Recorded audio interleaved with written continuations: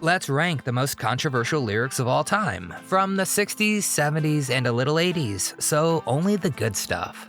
These lyrics caused controversy around the world.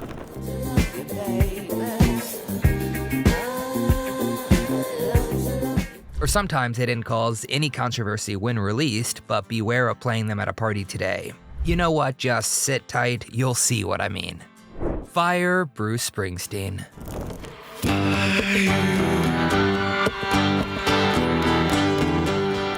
Now this one smolders.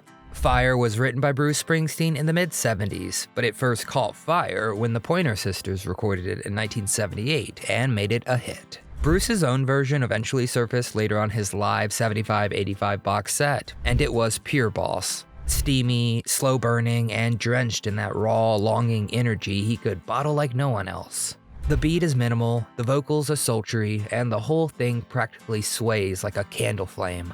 But for all its cool and control, Fire draws some modern side-eye because of its pushy tone. You know, think Baby It's Cold Outside pushback, but with some more overt vocabulary that's all about ignoring the other person's wants. Like when the narrator keeps saying, "You can't say no," which of course today could be interpreted as ignoring consent. You can't hide your desire. 'Cause when we kiss. A line that feels out of step with some pretty crucial values. So drop this one on a playlist today and it would probably set off more red flags than sparks. At the time, it was just seen as passionate and dramatic, but these days that type of lyrical insistence, it makes folks uneasy. What once felt like a smoky love song now runs the risk of sounding like it turns up the heat way, way too hot. Every picture tells a story, Rod Stewart. Didn't need to come here anyway, just remember every picture tells a story. Rod Stewart's signature raspy voice and rambling charm are on full display in Every Picture Tells a Story, the title track from his 1971 album. The song unfolds like a loose travel diary, wild adventures, romantic flings, and youthful recklessness. All set to a jangly acoustic guitar and a driving beat. It's super energetic, it's messy, and it's full of swagger, capturing that early 70s spirit of going wherever the wind takes you. But in between the backpacking and heartbreak is some lyrical baggage that's hard to carry. One verse in particular includes a slur and casually offensive description of an Asian woman that absolutely just wouldn't fly today. Not even close. Getting desperate, indeed I was. Yeah. Rod Stewart later admitted he probably should not have written it that way, but back then it was just another off-the-cuff lyric in a stream of consciousness song. But if you tried to play that verse on the radio today, the complaints would roll in before the song was over, absolutely. Cause these days it lands with a thud, and many listeners are stunned it was ever considered radio-friendly at all. It's a reminder that even beloved classics can have rough edges that time refuses to smooth. You're 16, Ringo Starr.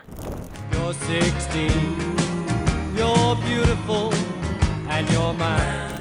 Ringo Starr had a massive hit in 1973 with You're 16, a cover of a 1960s song by the Sherman Brothers. It's got that old-timey bounce, rockabilly flair, and a playful tone that made it a radio favorite. Now, the melody is innocent enough, but when you listen closely, the lyrics raise some serious eyebrows. Ringo, in his 30s at the time, is crooning affectionately to, yes, a 16-year-old girl, and not in a fatherly sort of way. Ooh, when we kissed, I could not stop. You walked out of my dreams.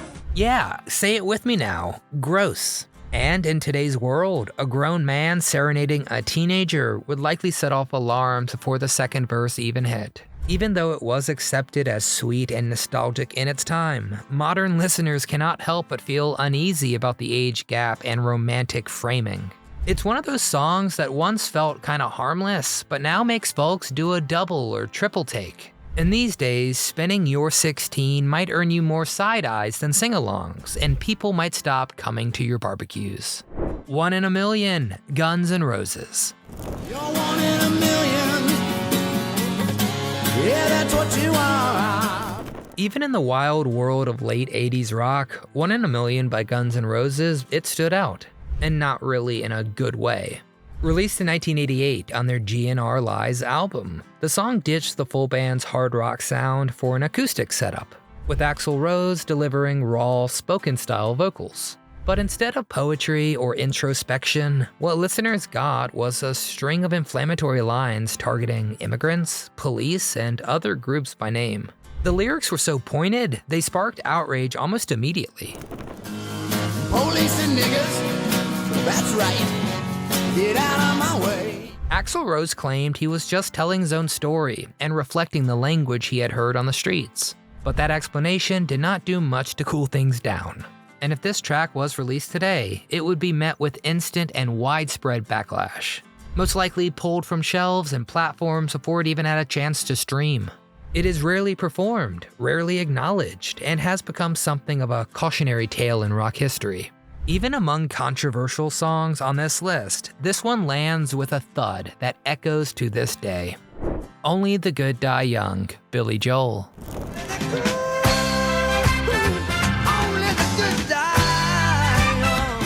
Billy Joel brought his usual charm and piano-driven swagger to Only the Good Die Young in 1977, and on the surface it sounds like a fun, rebellious romp.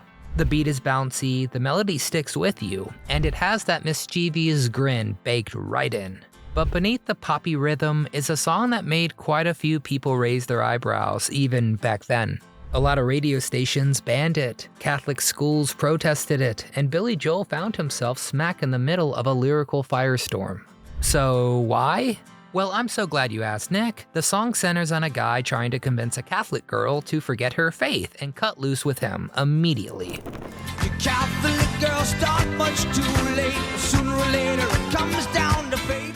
While Joel said it was all about freedom and not religion, the lyrics play like a non-stop campaign to just wear someone down, which today would come off as manipulative, if not downright inappropriate. He might have been aiming for tongue-in-cheek, but it struck many listeners as pushy and disrespectful. Decades later, it still sparks debate, a catchy tune, or crossing the line. You tell us. The comment section is open. Walk on the Wild Side, Lou Reed. Hey sugar, take a walk on the wild side and the Lou Reed's Walk on the Wild Side is one of those songs that somehow felt both ahead of its time and completely of its time. Released in '72, it glides along with a silky upright bass, a doo-wop chorus, and Reed's cool talk-sung delivery. It paints a vivid picture of New York's underground scene, drag queens, hustlers, and outsiders finding their place. It's poetic, it's gritty, and it's strangely beautiful. But in today's world, some of the language used, it just doesn't sit right. A hustle here and a hustle there. New York City is the place where they said, hey, babe. There are outdated and now offensive terms for certain people, and certain lines that make people uncomfortable with how casually they frame heavy topics. And so if you played this one over the speakers today, there would likely be a few stunned faces and possibly a quick reach for that skip. Reed likely meant to show compassion and realism, but his phrasing reflects the era more than the empathy. It remains a legendary piece of music history, but definitely not one that would pass a sensitivity check today. In the Summertime, Mungo Jerry. In the summertime when the weather is hot, you can shush right up and touch the sky. You can almost hear the clinking bottles and lazy sunshine when In the Summertime kicks in.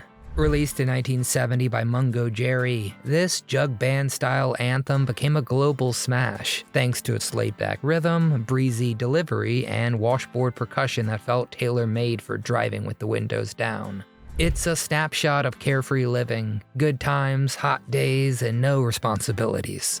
But not everything in those lyrics aged like a fine wine. One line casually suggests drinking and driving, and another brushes over dating a very young woman. You got women on your mind. Yeah, have a drink, have a drive. Which today is a definite red flag. And spin this song today, and what once sounded like harmless fun could raise some serious concern, or spark a debate. Cause back then, it was heard as a harmless summertime swagger, but now it lands with a thud for listeners who notice what's being implied. And those lyrical stumbles, it means it's no longer the guilt-free summer soundtrack that it used to be. Hot-blooded Foreigner.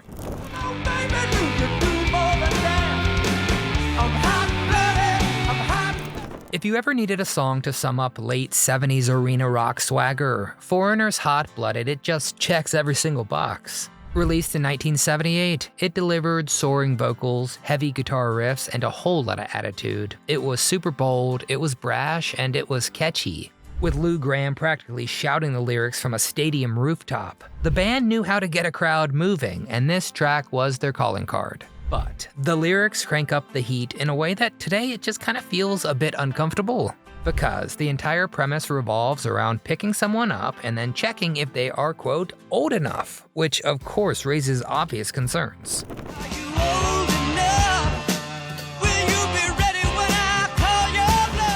These days, if this came on in a public setting, if people heard those lines, it just doesn't really sound good. It's another case of a song treating maturity like a minor technicality, wrapped in a very dismissive hand wave. What was once a flirty hit now gets a second look for all the wrong reasons. Short People, Randy Newman. Don't want no short people around here. Now here's a tune that had folks scratching their heads from the moment it hit the airwaves. Randy Newman's Short People came out in 1977 and immediately stirred things up with its chorus insisting that, well, to quote Randall, short people got no reason to live. Yeah, I mean, it's kinda hilarious. The piano is peppy, the melody is playful, and the whole thing sounds like a novelty record, until you realize how harsh the lyrics actually are. Short people got no reason to live. It's just so absurd you almost think it has to be a joke. And yes, that's exactly what Randy Newman said. It was a joke. He insisted the song was a satire, a takedown of bigotry itself and how absurd the concept is, not against short folks in particular. But he also trusted the audience to pick up on that tone, and for many listeners that just didn't happen. And so if you tried releasing this song today, it would probably trigger a public apology before the second verse even hit in. Especially if you were a short kid in class when this came out, and oh boy did every classmate have so much fuel to bully you with. The song is super clever, maybe too clever for its own good, and even now it leaves people wondering, why write it like that to begin with? Island Girl, Elton John. I like girls, what you wanted to do, I can do. Elton John was on a real hot streak in the mid-70s, and Island Girl was another chart-topping hit in 1975, landing him yet again at number 1 in the US. Musically, it had all the trademarks of Elton's pop magic: bright piano lines, catchy hooks, and a tropical-inspired groove that makes it easy to hum along to. But for all its breezy sound, the lyrics take a sharp turn into uncomfortable territory. The story centers on a Jamaican woman and a man who wants to take her for his own, and the whole thing just gets pretty dicey from there.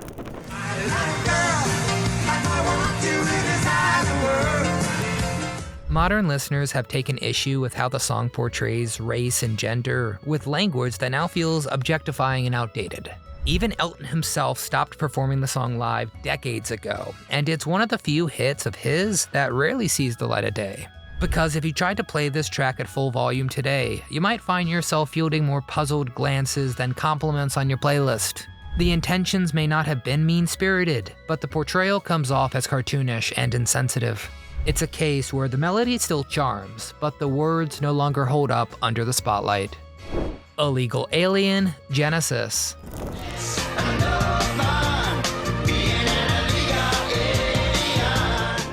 Genesis took a sharp left turn from their usual style with Illegal Alien in 1983, aiming for satire with a quirky, keyboard-heavy track and an exaggerated vocal delivery by Phil Collins. It was meant to poke fun at the difficulties immigrants face when trying to enter another country, but the approach was, well, less than subtle. The video featured fake mustaches and stereotypical costumes, and the lyrics leaned into broad caricatures that feel pretty jarring today. Even if the intention was to highlight injustice, the execution, well, it left many just scratching their heads and turning the song off.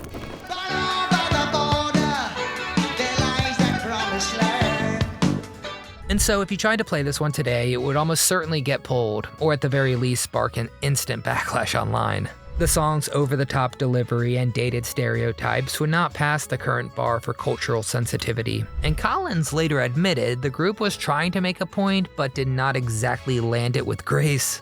Hey, Phil, I agree. Because for all its oddball charm, Illegal Alien stands as a reminder that satire without care can wind up saying the opposite of what you meant to say.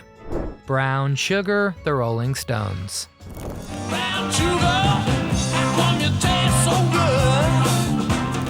Now, let's say this first. Brown Sugar may have one of the most iconic guitar riffs in rock history, but the moment the lyrics kick in, it's a whole different story. Released in 1971, it opened the Rolling Stones' Sticky Fingers album with a bang. Musically, it's just electric, driving, and infectious. But lyrically, it dives headfirst into a jumble of disturbing themes. We're talking slavery, violence, and inappropriate relationships, all wrapped up in a tone that feels way too gleeful for the subject matter. Go search about the cotton fields. Go in the mountain and New Orleans. It's the kind of song that makes you pause and ask, wait, what did he just say? And hey, I'm not alone. Even Mick Jagger has expressed regret about the lyrics in later years, and the band eventually stopped performing it altogether. Because, yeah, if this song was released today, it would be taken down before the chorus could finish. Not just criticized, but likely banned from most major platforms. It's a clear example of how the standards of yesterday do not match the sensitivities of today. And while, yeah, that riff still rips, but the lyrics carry a weight that can no longer be brushed aside today. Love to Love You Baby, Donna Summer.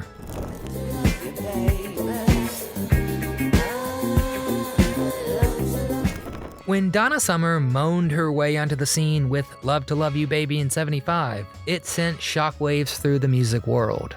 The song helped invent the disco sound as we know it, lush, hypnotic, and drenched in sensuality.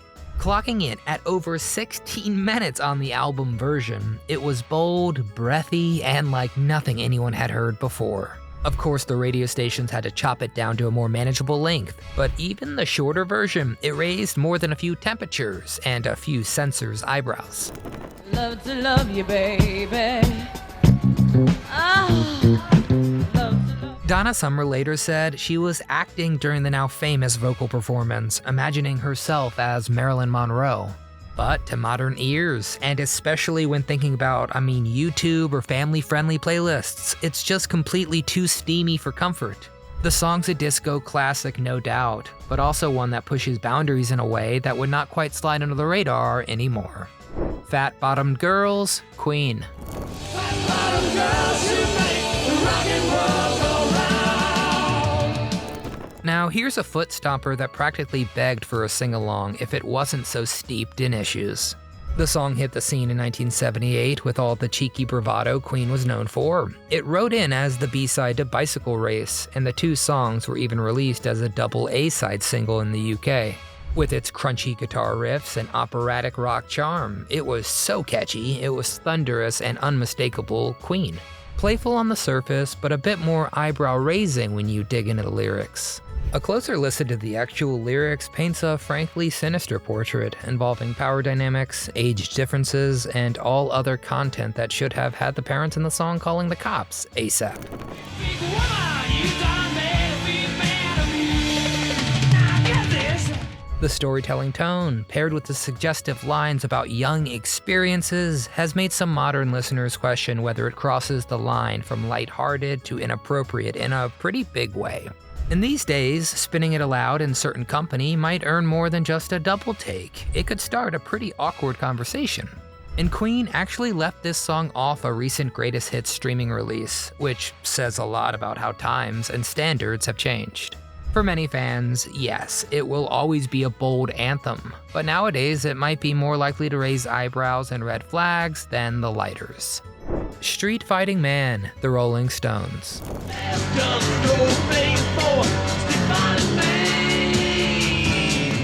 When Street Fighting Man hit turntables in 1968, the Rolling Stones were tapping into the chaos at the times with one of their most defiant tracks. With its distorted acoustic guitars and thumping beat, the song captured the spirit of revolution, just as protests and unrest were spreading across the globe.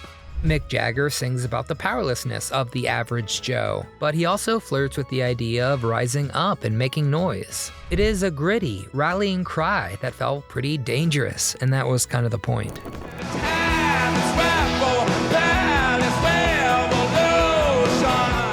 But play this one today, especially in a tense political climate, and it might get more than a few raised eyebrows. Because many radio stations banned it even back then, worried it would stoke violence, and that concern has not really gone away today. While some hear it as social commentary, others take it as a call to action, one that feels a little too charged in today's world. Now, it's still a thunderous track, but one that arrives with a warning label in the modern era. Young Girl, Gary Puckett and the Union Gap.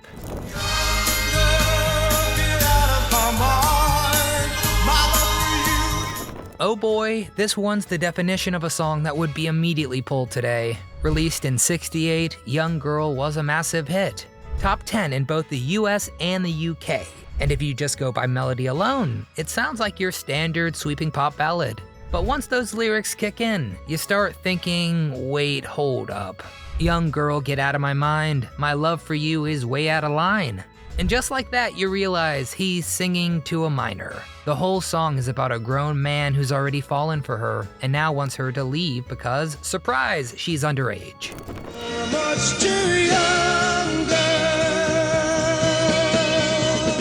He claims he didn't know, but also doesn't seem to be in too much of a hurry to stop the fantasy. Here's another lyric. Beneath your perfume and your makeup, you're just a baby in disguise. Oh, gross. Imagine trying to release that song now. It wouldn't even make it past the first demo. And if anything, the label would probably call the cops.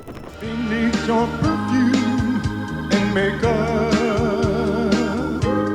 What's wild is that back in the day, this wasn't even considered controversial. It was just another hit on the radio, playing right between the Beatles and Motown. And Puckett had a string of songs like this too. This Girl Is a Woman Now, Lady Willpower, all following the same, let's call it, questionable theme. In interviews, Gary Puckett has defended the lyrics, saying the song was meant as a moral struggle, that it was about doing the right thing once he finds out about her age. But the problem is, the tone is less I made a mistake and more why did you trick me girl, like he's the victim.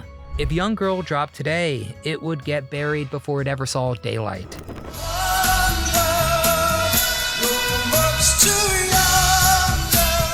Radios would ban it, social media would roast it, and the think pieces would be endless. Yet somehow, boomers still know every single word and probably slow dance to it at prom. It just goes to show, a catchy melody or not, some lyrics do not hold up today. Alright, the songs we used to belt out without thinking twice, windows down, radios up, and lyrics on repeat. But boy, times have changed. And listening with today's ears reveals just how much the cultural needle has moved. Some of these tracks still sound great musically, but their words hit a little different now. And in some cases, they hit like a brick. Whether you think they should be retired or remembered with context, they definitely spark conversation. So let's start the conversation. What did you think? Did any of my songs selected surprise you? Did I forget a song from the 60s, 70s, or 80s that just wouldn't fly today? Did I include a song that is completely fine and I need to stop being so sensitive? Well, get down in the comment section and tell me all your thoughts, because after all, we here at Do You Remember are nothing without you. If you enjoyed our playlist, please hit that little thumbs up icon. It really helps our channel a ton. Make sure you're subscribed so you don't miss a video or a trip down memory lane. Until next time, I'm Nostalgic Nick with Do You Remember, reminding you to think twice before you shuffle your old favorites at the family barbecue.